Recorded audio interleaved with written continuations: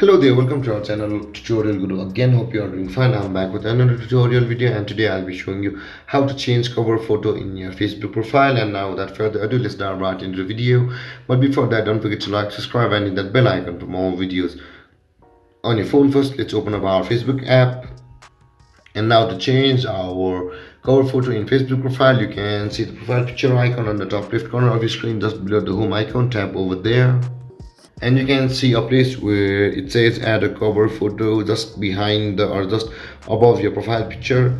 Tap there, and you can see the select photo on Facebook or create over college or select artboard. Now to upload a photo, just tap over there, or you can create our avatar cover photo also. Now just for the video's purpose, I will be uploading a photo only.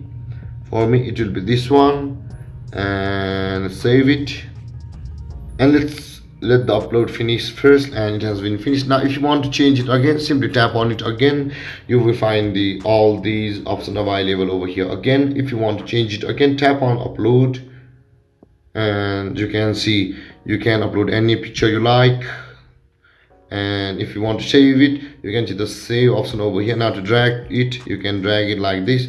Now let's save it. And there guys, we have successfully changed the cover photo in our Facebook profile.